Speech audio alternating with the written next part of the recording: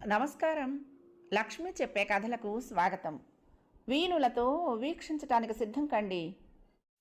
ప్రియ సఖులు, ఇప్పుడు మనం సుప్రసిద్ధ రచయిత్రి శ్రీమతి ఆరికపూడి కోడూరి కౌసల్యాదేవి గారు రచించిన జనరంజని ధారావాహిక నుండి 7వ భాగం వినేద్దామండి.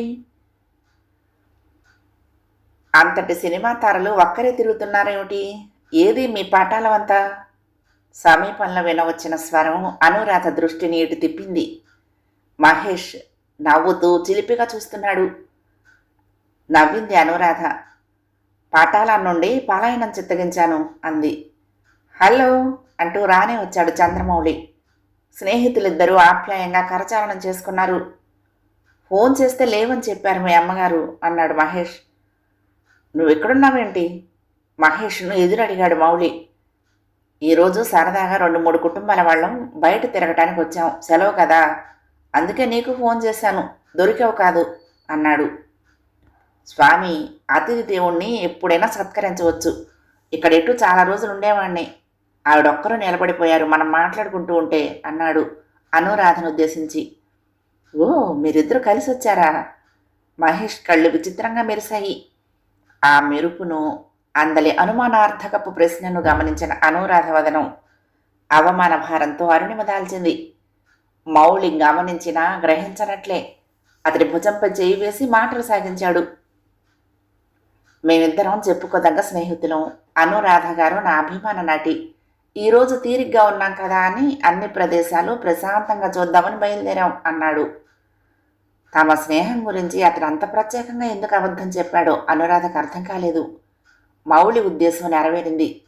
మహేష్ వెకిలి నవ్వు, కొంట చూపులు తగ్గాయి. రండి, మా వాళ్ళంతా అక్కడున్నారు అన్నాడు మహేష్. అనురాధ సందేహంతో నిలబడిపోయింది.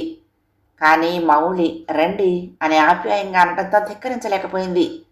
రెస్టారెంట్ ముందు చెట్టు కింద సుఖాసీనులై ఉన్న 12 మంది స్త్రీ పురుషుల కళ్ళు ఇటు తిరిగి అనురాధపై చూపులు నిలిచిపోయాయి. మహేష్ పరిచయాలు చేశాడు. మహేష్ కుటుంబం మినహా అందరూ ఇతర భాషల వారే. హలో, ఠీవిగా దర్పంగా పలకరించింది శ్రీమతి మహేష్. అంతే, మరేమీ మాట్లాడలేదు. పెద్ద ఉద్యోగి భార్యననే దర్పము అహంకారము స్పష్టంగా కనిపిస్తున్నాయి ఆమె ప్రతి కదలికలో. చాలా ఖరీదైన దుస్తులు, బరువైన మేకప్. మిగిలిన వారిలో కొందరు ముక్తసరిగా నమస్కారాలు చేశారు. మరికొందరు ముభావంగా తల దాటించారు. ప్రఖ్యాత నటీమణి అనురాధన కూడా అతి మామూలు మనిషిగా, అలక్ష్యంగా చూడగల అతి ఉన్నత సమాజం అది. అనురాధ ఆత్మాభిమానం ప్రథమంగా దెబ్బతిన్నది. 10 మందిలోనూ ఆరాధనగా చూడబడటమే లోకడి ఎప్పుడూ అనుభవంగా కల ఆమెకు నేటి ఈ సంఘటన ఒక కొత్త ఊహించని అనుభూతి. ఇతరత్రా చిన్న చిన్న చేకాకులు, అప్పుడప్పుడు కలిగే మానసిక వేదనల మాట ఎలా ఉన్నా తాను ఉన్నత నటిననే అగ్రభావం ఉండేది. కానీ నేడు ఈ కుటుంబ స్త్రీల ప్రవర్తన, నిర్లక్ష్య వైఖరులు ఆహంపై దెబ్బతీశాయి. నువ్వు కేవలం నటివి, మాతో కలిసి కూర్చోటానికి కూడా అనర్హవు. నువ్వెక్కడా మేమెక్కడా అన్నట్టున్నాయి వారి ప్రవర్తనలు. తమలో తాము ఏదేదో తమ విషయాలు ఇంగ్లీష్లో, హిందీలో తెగ మాట్లాడుకుంటున్నారు. హాయిగా నవ్వుకుంటున్నారు. అనురాధ ఉనికినే విస్మరించినట్టుగా. జన్మలో మరవలేనంతటి న్యూనతాభావం మహాగ్ని వలె ప్రజ్వరిల్లి మనసును దగ్ధం చేయటం ప్రారంభించింది. మగవారి ప్రవర్తనలు వేరొక తరహాగా ఉన్నాయి. కూర్చున్న తావు నుండి కొద్దిగా లేచి గౌరవాభివందనమైతే తెలిపారు. కానీ ఏ ఒకరిద్దరో మినహా మిగిలిన వారి కన్నుల్లో ఏదో లాలసత్వం, అల్పభావము కనిపిస్తున్నాయి. రండి, మాతో కలిసి ఏమైనా అల్పాహారం వగేరా తీసుకుంటారా? ఒక పంజాబీ అతడు అడిగాడు. వారి చుట్టూ అల్పాహారాలు, ఫలాలతో నిండిన బుట్టలు, రకరకాల మత్తు పానీయాల సీసాలు, 2 టేప్ రికార్డర్లు పరిచున్నాయి కమ్మళ్లపై. వాటిని పరీక్షగా చూస్తూ మౌళి కంటే ముందే తాను సమాధానం చెప్పింది. వద్దు, థ్యాంక్స్, నడవండి వెళ్ళిపోదాం అంది మౌళిని ఉద్దేశించి. మేమిప్పుడే తీసుకున్నాము, ఇంకా చాలా చూడాలి, క్షమించండి అని మౌళి మిత్రునికి, అతడి మిత్రులకు క్షమాపణలు చెప్పుకుంటూ వీడ్కోలుగా అడిగాడు. తీరుకుంటే ఓనాడు మీ స్నేహితుడిని మన ఇంటికి రమ్మనండి అంది మిస్సెస్ మహేష్ భర్తతో. మర్యాదకైన అనురాధకు ఆహ్వానం లేకపోగా కనీసం ఓ వీడ్కోలు వచ్చిన కూడా లేదు. చేతులు లేని చోళీపై జారిన పమిటను గమనించినట్లే ఆమె అక్కడే అందరిలో మేకప్ సరి చూసుకుంటున్నది. ఇద్దరూ కలిసి కొంత దూరం నడిచారు. అనురాధ గారు, నా మిత్రుల తరపున నేను క్షమాపణలు కోరుకుంటున్నాను అన్నాడు. అనురాధ పేలవంగా నవ్వింది. కథకు కావలసినట్లుగా చిత్రంలో ఎటువంటి దుస్తులైనా ధరించుతాం, కానీ మేము బయట ఒంటి నిండా వస్త్రాలు కట్టుకుంటాం అంది. మీరు బాధపడుతున్నారు. మీరన్నది నిజమే. నామకార్థపు భర్తను అడ్డు పెట్టుకుని ఎన్ని వేషాలైనా వేసే స్థితికి దిగజారిపోయారు చాలామంది. అందుకే నాకు వాస్తవం లోపించిన ఈ సంఘ నియమాలు, సూత్రాలు అంటే పరమసహ్యం అన్నాడు. పేలవంగా నవ్వింది. నాకు తెలుసు. అందుకే మీకు అందరిలాగా నాపై తేలిక భావం లేదని, నన్నింత గౌరవంగా చూడగల వ్యక్తి కూడా ఉన్నారన్న భావన గుండెకు కొండంత బలాన్నిస్తూ ఉంటుంది ఒక్కొక్క నీరస క్షణాన అంది. కృతజ్ఞతతో మెరిసిపోతున్న ఆ కళ్ళను క్షణకాలం చెకుతుటే చూశాడు మౌళి. బలవంతంగా చూపులు మరల్చుకున్నాడు. అంతలోనే ఆ సంధ్యారాగంలో సుందర ప్రకృతిలో ఆ లావణ్య రాశి ఎడల సుమనౌజ్ఞమైన భావమాలిక అతడి మనసును అలరింపచేసింది. అనురాధ పట్ల అంతకు పూర్వం అస్పష్టంగా అదృశ్యంగా కల రాగాంకురాలు ఈ క్షణంలో అనూహ్యంగా పల్లవించి రెమ్మలు కొమ్మలు ఆకాశమంత ఎత్తుకు ఎదిగి నిలిచాయి. అనురాధ రూపం వలనే మనసు లలితమైనదని, ఆమె లోతుగా కూడా ఆలోచించగలదని, జీవితం గురించి చక్కటి నిర్దిష్టమైన అభిప్రాయాలు కలదని మౌళి గుర్తించాడు. ఏమేమో మాట్లాడాలని అతని మనసులో ఆరాటం. అతను చెప్తే ఏమైనా వినాలని, చెప్పాలని ఆమె అంతరంగాన ఆలోచనల అలలు. అయితే ఆ మధుర భావనలు శబ్దరూపం పొందే మధుర క్షణాలకు మందర శ్రీరామ పట్టాభిషేకానికి వలె జయమ్మ రాక అడ్డు తగిలింది. జయమ్మ, వల్లి, సీత, మదన్, మురారి, నాగేంద్రం, డ్రైవరు మరొకతుడు విలవిల 3 కారుల్లో నుండి దిగి వస్తున్న ఆ జనాన్ని చూస్తూనే అనురాధ నీరసపడిపోయింది. నా జీవితంలో మాధుర్యమో సాఫల్యమో లేకుండా ఎప్పటికప్పుడే హరించి వేస్తున్న నువ్వు నా కన్న తల్లివా, ఆగర్భ శత్రువువా అని లోలోన కుమిలిపోయింది. దేశం కాని దేశంలో ఏమిటి స్వేచ్ఛా తిరుగుడును, నదులు బెదురు లేకుండా నేనెంత కంగారు పడుతున్నానో ఏమైనా ఆలోచించావా? ఇటు అనురాధను ఉద్దేశించి డబడబా వాగేస్తూ అటు మురళి వంక నిష్ఠూరంగా నిరసనమైన చూపులు చూసింది. మౌళి నిర్లక్ష్యంగా, అసలు ఆ వ్యక్తులెవరో తనకు తెలియదు అన్నంత అలక్ష్యంగా దేవదారు చెట్ల వంక చూస్తూ హాయిగా పచ్చికలో కాళ్ళు బారజాపి చేతులు వెనక్కానించి కూర్చున్నాడు. జయమ్మ అర్థయుక్తంగా మురారి వంక చూసింది. మురారి తల పంకించి ముందుకొచ్చాడు. మిస్టర్ చంద్రమౌళి, నీ వరస ఏమీ బాగుండలేదు. నువ్వు మా అను. Stop it. దిక్కులు పిక్కటిల్లేలా గర్జించాడు మౌళి. నీ ముఖం రాత బాగున్నదో లేదో ముందు చూసుకునే వచ్చావా, లేక ఈరోజు ఏమైనా సన్మానానికి సిద్ధమై వచ్చావా? అసలే మౌళి కోపిష్టి. మహేష్ మిత్రుల ప్రవర్తనతో అతడు బాగా చీకాకులోనే ఉన్నాడు. అందువల్లనే మురారి పళ్ళ ఈకలింత అతన్ని రెచ్చగొట్టి దూకుడుగా మాట్లాడేటట్టు చేసింది. మౌళి అన్నంత పని చేసి మురారి 32 పళ్ళు రాలగొట్టి చేతిలో పెట్టగలడని అనురాధ గ్రహించింది. మురారి గారు, మీరేం మాట్లాడాలో నాతో మాట్లాడండి అంది కఠినంగా. జయమ్మ, మురారి, మదన్ ఎవరి మటుకు వారే తెల్లబోయారు. అనురాధలో పూర్వం వారు చూడని ఈ తెగింపు కరుకుతనము చూసి. వారు ఆ ఆఘాతం నుండి తేరుకోక పూర్వమే అనురాధ వివరించింది. నాకు కొంతసేపు హాయిగా తిరగాలని ఉండి వచ్చాను. ఏం మించిపోయింది ఇంతలో? ఈరోజు షూటింగ్ వర్క్ ఏమీ లేదని మీరేగా అన్నారు. ఈ తర్క వితర్కాలు తనకు సరిపడినట్లుగా నాగేంద్రం సకిలించి వెనుతిరిగాడు. అర్థం చేసుకునే మురారి అతడి వెంట 4 అడుగులు వేస్తూ తీసుకురండి అన్నాడు జయమ్మ వంక భావయుక్తంగా చూస్తూ. తాను మొండి పట్టు పట్టిన కొద్దీ మౌళికి తలనొప్పి అధికం కాగల సంఘటనలు జరుగుతాయని అనురాధ గ్రహించింది. తన తల్లి స్వభావం కూడా బాగా కరతలామలకమే. అందుకే త్వరగా నిర్ణయం చేసుకుంది. సెలవండి, రేపు కలుద్దాము అని మౌళితో నెమ్మదిగా అని నడవండి అని స్వజనులను అనుసరించింది. జయమ్మ మరేమీ మాట్లాడలేదు. ఆమెకు సామదాన భేద దండోపాయాలన్నీ తెలుసు. అందుకే ప్రస్తుతానికి శాంతం కొని తెచ్చుకుంది. అందరూ మాట్లాడుకుంటున్న మాటలను బట్టి వాళ్ళు తిరగటానికే బయలుదేరారని గ్రహించిన అనురాధ సంకట స్థితిలో పడినట్లయింది. మనం హోటల్కి వెళ్ళిపోదాం మమ్మీ అంది. అప్పటికే అందరూ మిగిలిన కారుల్లో సర్దుకున్నారు. నాగేంద్రం కారు తలుపు తల్లి కూతుళ్ళ కోసం తీసి నిలబడి ఉన్నాడు డ్రైవర్. పైపు వెలిగించుకుంటున్న నాగేంద్రం జయమ్మ కంటే విసుగ్గా చూశాడు అనురాధను. హోటల్కేం పని? విసుగ్గా అడిగింది జయమ్మ. నాకు తలనొప్పిగా ఉంది. నాగేంద్రం అలవోకగా నవ్వాడు అనురాధను ఆపాదమస్తకం ఆశగా తిలకిస్తూ. అనురాధ, నేను చాలా చిత్రాలు చేశాను, చాలామంది తారలను చూశాను. అంచేత నటనలు బెట్టులు నా వద్ద చూపించుకు. ఏం కావాలో తిన్నగా చెప్పు. మాట్లాడుతూ ఉండగానే అతడి మొహం క్రోధారుణిమ దాల్చింది. కనులు తీక్షణత నింపుకున్నాయి.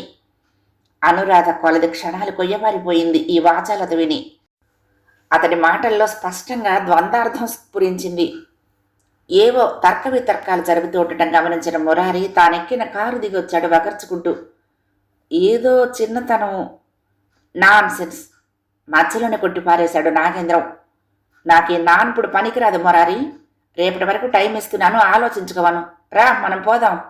ఖరారుగా అనేసి కారు తలుపు దభాలను మూశాడు.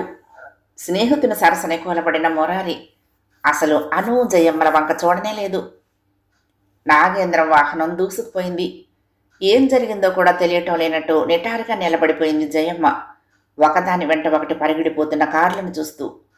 ఏదో బలవత్తరమైన కారణం వలన స్పృహ కోల్పోయిన వారు తిరిగి స్పృహ వచ్చిన పిమ్మట కొద్ది క్షణాలు అయోమయంగా చూసినట్లే ఉంది ఆమె ప్రస్తుత స్థితి. తనకు అడుగులకు మడుగులొత్తేవారున్నారు. అనురాధ వెంట తాను ఎంత పటాలన్నీ పట్టుకుపోయినా కిమ్మనకుండా ఖర్చులన్నీ భరిస్తున్నారు నిర్మాతలు. తనకు అనురాధకు ఒక కారు, తమ వెంట వచ్చిన పరివారాదులకు ఒకటో రెండో కార్లు ప్రత్యేకంగా కేటాయించితే మహారాణి దర్జాలు వలకపోసిన జయమ్మ నేడు రాజ్యాలన్నీ కోల్పోయిన రాజారాణిలా నడివీధిలో నిలబడాల్సి రావటం ఏ పరిభాషలోని పదజాలానికి అందనట్టుగా అనిపిస్తుంది.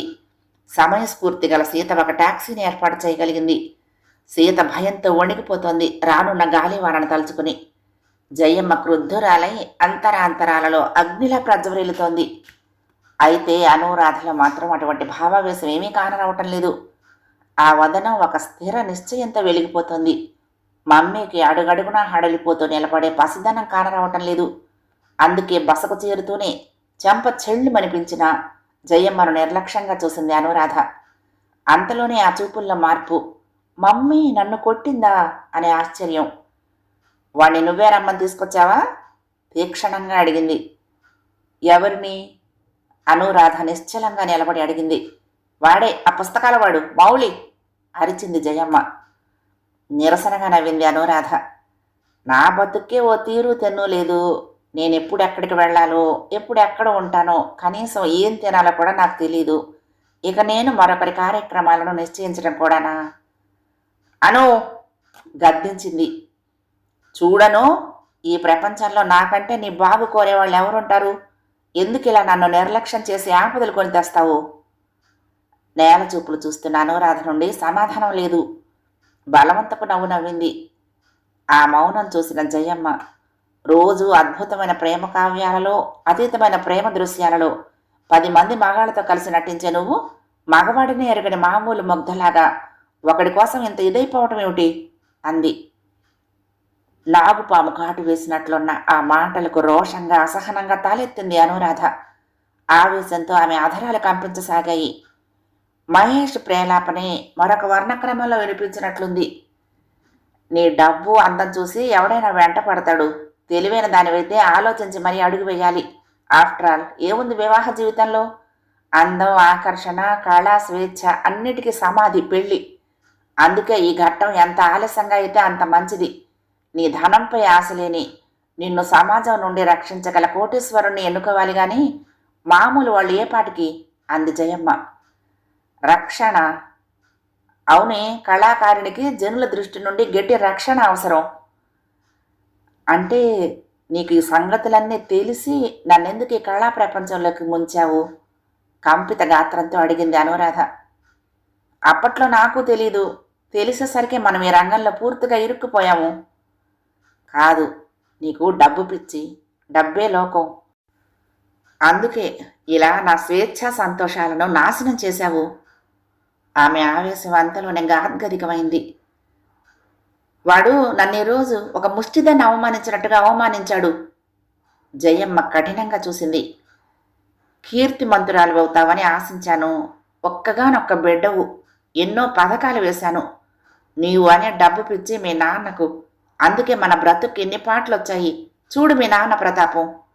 3 పత్రికలు తెచ్చి అనురాధ ముందు పడేసింది జయమ్మ కళ్ళు తుడుచుకుంటూ. మారుతీరావు అరెస్ట్ అయ్యాడు అవినీతి నేరం వలన. అధికార దుర్వినియోగం చేసి ప్రభుత్వ ధనం 5 లక్షలు కాజేశాడు. కాంట్రాక్టర్ల వద్ద లంచాలు తింటున్నాడు. ఈ ధనమంతా విలాసిని కొరకై వెచ్చించాడు. ఈ విలాసిని అతడి కుమార్తె కంటే వయసులో పిన్న. ప్రఖ్యాత నటి అనురాధ తండ్రి అరెస్ట్. విలాస గృహ దాడిలో పట్టుబడిన వైనం అంటూ పత్రికలు చాలా అట్టహాసంగా విపరీతంగా వర్ణించాయి. కళ్ళు తిరిగిపోతున్నాయి అనురాధకు. పరిసరంలో ఉన్న చరాచరాలన్నీ గిర్రన తిరుగుతున్నట్టే అనిపిస్తుంది. తల్లి ఇంకా వివరంగా చెప్తున్న మాటలు యథాలాపంగా చెవిన పడటమే కానీ మెదడును చేరటం లేదు. మదన్ తెచ్చాడు ఇవన్నీ, నాకు మతిపోతోంది. ఎవ్వరికి మురారికి గాని నాగేంద్రానికి గాని తెలియని వద్దని బ్రతిమాలుకున్నాను. మదన్ మన మనిషి కనుక నా మాట విన్నాడు. నాకంటే ఎక్కువ బాధపడుతున్నాడు. అక్కడ ఏం జరుగుతుందో ఏమిటో. నిన్ను వదిలి వెళ్ళలేను. వెంట తీసుకుపోయే వీలు లేదు. ఈ ప్రొడ్యూసర్ కొరకరాని కొయ్య. నాకు ముందు నొయ్యి వెనక గొయ్యిగా వచ్చింది పరిస్థితి. 2 చేతులతో తల పట్టుకుని కూర్చున్న అనురాధ వింటున్నదో లేదో తెలియక ఆగింది జయమ్మ. హఠాత్తుగా తాలెత్తి, మదన్ మన మనిషి ఎందుకయ్యాడు అడిగింది అనురాధ. అంటే అదే జయమ్మ సణిగింది. ఎవ్వరూ మన మనుషులు కారు. ఇవన్నీ పూదోటలో తిరిగే భ్రమరాలు. అందుకే ఆ నాగేంద్రం ఇంత నీచంగా వేసిని అడిగినట్లు అడిగాడు. ఏం కావాలో సూటిగా చెప్పమని. ఆమె ఆవేశం తగ్గే వరకు జయమ్మ మౌనం వహించింది. చూడు అను, ఒక మాట జాగ్రత్తగా విను అనునయంగా అనురాధ శిరస్సు నిమురుతూ చెప్పసాగింది జయమ్మ. ఇంతకాలంలాగా ఇక కాదు. మనం చిక్కుల్లో పడ్డాము. మనకు గల స్టేటస్ని బట్టి ఇన్నాళ్ళు ఆడింది ఆటగా చలామణి అయ్యాము. ఇప్పుడిక అలా కాదు. పరపతి తగ్గిపోవటమే కాక మనకు డబ్బు చాలా అవసరమని అందరికీ తెలిసిపోయింది. అందువల్ల మనం జాగ్రత్తగా మసులుకోవాలి. చివాలను తాలెత్తిన అనురాధ కళ్లల్లో రోషం చిందులు వేస్తోంది.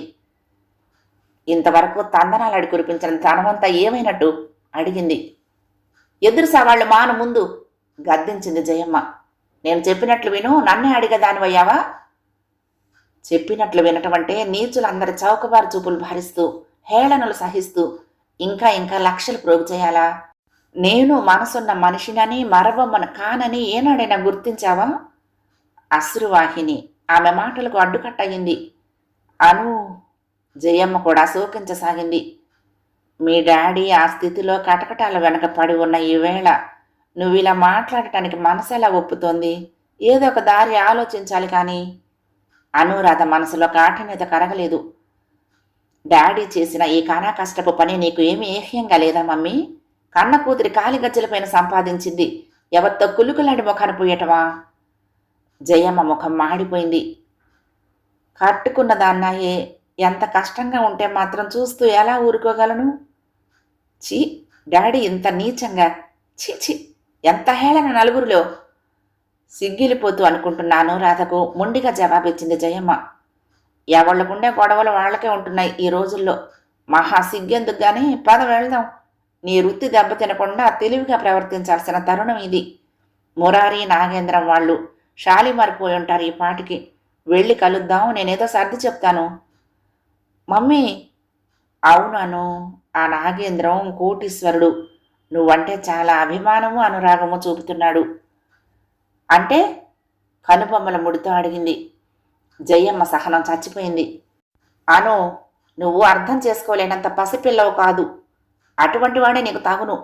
మౌళి గివులు అంటూ అల్లాటప్ప వాళ్ళతో స్నేహం చెయ్యకు. నాగేంద్రతో నీ వివాహం అయితే నాకు నిశ్చింత. తను విన్నది నిజమో కాదు అన్నట్లు వెర్రిగా చూడసాగింది అనురాధ. కడకు ఎలాగో మాట్లాడసాగింది. ఇప్పుడే అతడు నిన్నొక పని మనిషిగా చూస్తున్నాడు, ఆ తర్వాత అంది. అను, ఆలోచించే పని నాది, చెప్పినట్టు వినటమే నీ పని కసురుకుంది. అమ్మా, కాలికి గజ్జ కట్టించి కన్నవాళ్లు కలిమి పొందారు. ఇక అర్ధాంగి అందచందాలతో ఆ అడవి దున్న అక్షరలక్షలు అర్జించుతాడు కాబోలు అంది. అను, ఊరుకొండ కొద్దీ మితిమీరిపోతున్నావే పట్టరాని కోపంతో ఎడాపెడా చంపలు వాయించింది జయమ్మ. కొట్టు చంపు నేను అనక మానను. వాడు అడవి దున్నే. లేకుంటే భార్య 4 బిడ్డలు ఉన్నవాడికి నేనెందుకు? ఈ బుద్ధి నీకే పుట్టిందా? వాడి పొగరా ఇది? ఆ పెంకితనం చూస్తున్న జయమ్మ కళ్ళు మహంకాళి గుడ్లలా క్షుద్రత నింపుకున్నాయి. నాగేంద్రం, నేను, మురారి అందరి ఆలోచన ఇది, తెలిసిందా? ఓ, ఇందరు కూడి ఒక ఇల్లాలని ఉసురు పెట్టి ఏడిపించుతున్నారన్నమాట. నలుగురు పసివాళ్ల నోట్లో మట్టి పోస్తున్నారన్నమాట. ఎవత్త ఏడుపో నీకు అనవసరం. మన బాగు మనం చూసుకోవాలి. భార్య రోగిష్టిదైతే, అందవికారి అయితే, గొడ్డుదైతే ఒకటేమిటి? అనేక కారణాల వలన మగాడు, అందున కోటీశ్వరుడు మళ్ళా పెళ్లి చేసుకోవటం అబ్బురం కాదు. ఎదురు సవాళ్లు మాని త్వరగా తయారవ్వు. మేకప్ చెదిరిపోయింది, మళ్ళీ తయారుకా. నేను రాను, కొంచెం ఆలోచించుకోవాలి. సరే, కానీ నువ్వు ఇక నేను లేనిదే ఇక్కడి నుండి కథలు రాదు, గుర్తుంచుకో. ఆజ్ఞ జారీ చేసి విసవిస వెళ్ళిపోయింది. ఇది ఈ దేశపు సగటు స్త్రీ మనసు. ఎవరెలా ఏడ్చినా తన బాగు చూసుకున్నదే అతి తెలివైనదనుకుంటుంది. అటువంటి ఆడదాని అతి తెలివి అంతమయ్యేది అధోగతిలోనే. ఏది దారి? అనురాధ పలు ఉపాయాలు వెతకసాగింది. గది బయట సీత, వల్లి మాట్లాడుకుంటున్నారు. వాళ్లను తనకు కాపలాగా నియమించిందన్నమాట తల్లి. కన్న తల్లి గర్భశత్రువైపోయింది. పోనీ ఏ కిటికీలో నుంచైనా దూకి పారిపోదామంటే నది మధ్యలో ఏడ్చింది కదా ఈ వాకం. పారిపోయి ఏం చెయ్యాలి? ఏది గతి? ఎవరున్నారు తనను ఆదుకునేవారు? పిచ్చిదానిలా తిరిగింది ఆ గదంతా. ఏం చెయ్యాలి? ఏం చెయ్యాలి? త్రోవ కాన రాకుండా ఉంది. ఫోన్ చేసి విషయాలన్నీ చంద్రమౌళితో చెప్పుకుంటే ఛీ, ఎంత సిగ్గుచేటు. కానీ అంతకంటే తనకెవరున్నారు? ఎవరితో మాత్రం స్నేహపరిచయాలు ఉండనిచ్చింది తల్లి తనకు? అంతవారం, ఇంతటి పరపతి గల వారం అంటూ ఠీవిగా గర్వంగా ఉండే తల్లి నేడంతా అధమస్థితికి దిగజారిపోయింది. కన్న కూతురునే బలిపెట్టే నైత్యానికి దిగజారింది. తల్లిదండ్రుల అవసరాలు సవ్యమైనవి, సకారణమైనవి అయితే సంతానం త్యాగం చేయటం సవవే. కానీ ఇదేమి నీచం? కుమార్తె అందచందాలను ఆకర్షణగా పెట్టి చేసిన గణనను ఎవరో బజారుదారి నిమిత్తం వెచ్చించటమా? అవును, మదమెక్కి విలాసనుల మాయలో పడిన వాళ్లకు బిడ్డపై ప్రేమ ఎందుకుంటుంది? నలుగురు నవ్వుతారనే భయం మాత్రం ఎందుకుంటుంది? తన సుఖం కోసం, తమ విలాసాల కోసం కుమార్తె జీవితాన్ని పణంగా పెట్టేవాళ్లు తల్లిదండ్రులు కానే కారు. ఆలోచిస్తున్న కొద్దీ ఆవేశమో ఆగ్రహమో అధికం కాసాగాయి. సీత! శక్తి కొలది బిగ్గరగా పిలిచింది. ఏమిటమ్మా? మరో క్షణంలోనే సీత కంగారు పడుతూ హాజరైంది. ఆమెను వెన్నంటే వచ్చిన వల్లి ముఖంలో ఏ ఆతృత లేదు. నిశ్చలంగా నిలబడింది. నాకు మంచి బట్టలు, మేకప్ సామాను తీయి అంది. సీత పెదవులు అడగలేదు. ప్రశ్నార్థకం కళ్లలోనే మెదిలింది. వాళ్ళు షాలీమార్ నుండి వచ్చేసరికి నన్ను సిద్ధంగా ఉండమని మమ్మీ చెప్పిందిగా అంది. ఈసారి సీత కళ్ళల్లో ఆశ్చర్యార్థకం నిలిచింది. వల్లి గర్వంగా నవ్వుకుంది, పిట్ట దారిలోకి వస్తున్నదనే భావంతో. సీత అనురాధ చెప్పిన పనులు చేయటం ప్రారంభించింది. స్నానం? వల్లి అడిగింది, తమ ముఠా రొట్టె విరిగి నేతిలో పడబోతున్నదనే సంతోషంతో ఉబ్బి తబ్బిబ్బవుతూ. వేడినీళ్ళు కావాలి, గీజర్ ఆన్ చెయ్యి అంది. ఇప్పుడే చేస్తున్నా. వల్లి బాత్రూంలోకి ప్రవేశిస్తూ ఉండగానే అనురాధ ఒక్క ఊదుటిన దూకి ఆ తలుపును బయట నుండి బంధించి వేసింది. తనని అందులోనే పడుండని మనం హాయిగా మాట్లాడుకుందాం అంది సీతతో. సీత సంతోషంగా చిరునవ్వు నవ్వింది. బాత్రూంలో నుండి వల్లి చేస్తున్న ఆర్భాటం అరణ్యరోదనమే అయింది. నీ ప్రాణానికి ఏమీ భయం లేదు, నోరు మూసుకుని అందులోనే ఉండు ఆజ్ఞాపించింది. సీత, జరుగుతున్నవన్నీ నీకు తెలుసుగా? నేల చూపులు చూస్తూ తల పంకించింది సీత. నాకు మతిపోతుంది, ఏమైనా ఆలోచన చెప్పు. లాభం లేదమ్మా, సాలిగూడులో ఇరుక్కుపోయారు అంది సీత. నువ్వు అలా పిరికి మంది పోయకు, దారి చెప్పు త్వరగా. వాళ్ళు ఎప్పుడైనా వచ్చేయొచ్చు. నేను చావనైనా చేస్తాను కానీ ఈ పన్నాగంలో ఇరుక్కోను. స్థిరభావంతో పలుకుతున్న ఆమెను పరీక్షగా చూసింది సీత. నిజమే, అమ్మగారి నిర్ణయం సమంజసంగా లేదు. మరొక దారి మీరు ఎన్నుకోండి. నా శక్తి వంచన లేకుండా సహాయంగా నిలవగలను అంది. అనురాధ కళ్ళు ఆర్ద్రతతో చెమర్చాయి. కానీ నా బుర్ర పనిచేయటం లేదు సీత. మీరు కొంత ధైర్యంగా ప్రవర్తించాలమ్మా. నా ఇష్టం ఇది అని ఖండితంగా చెప్పి అలాగే చెయ్యాలి. ఇదిగో అలా చెప్తే ఫలితం కనిపించిందిగా, ఇక్కడ బంధించేసింది. అవును సీత, అసలు ఇంతకీ ఏం మాటలు జరిగాయి వాళ్ళతో మా మమ్మీకి? మా అమ్మల్ని ఎందుకు విన్నిస్తారు చెప్పండి? వల్లి అనటం ఏంటంటే, నాగేంద్రతో మీ వివాహం జరిగేందుకు బాగా మురారి, మదన్ల మద్దతు ఉందండి.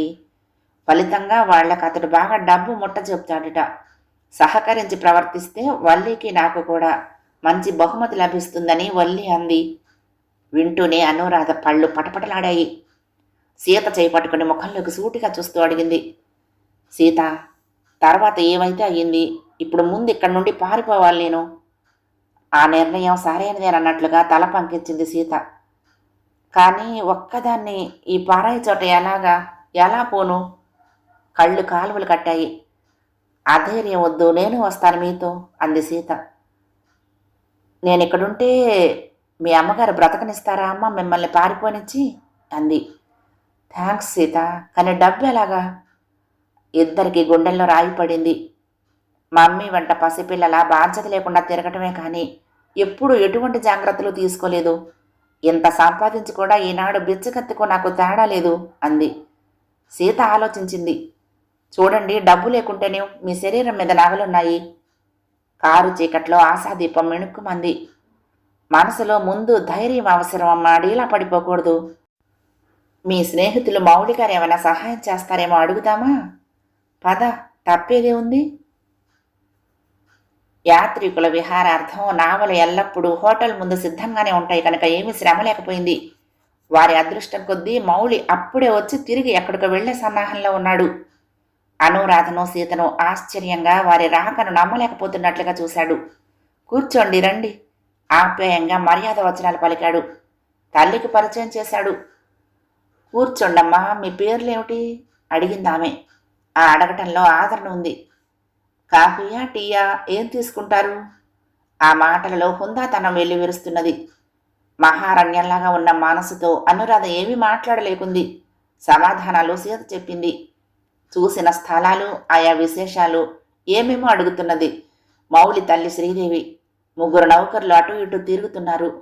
తాత్కాలికంగా వచ్చి ఉన్న ప్రదేశంలాగా కాక అక్కడ స్థిరంగా ఉన్నట్లుగా ఉంది ఆ వాతావరణం. వీరు చాలా ధనవంతులు కాబోలు. సీత ఆశ్చర్యం వెలిబుచ్చింది శ్రీదేవి లోపలికి వెళ్ళిన తర్వాత.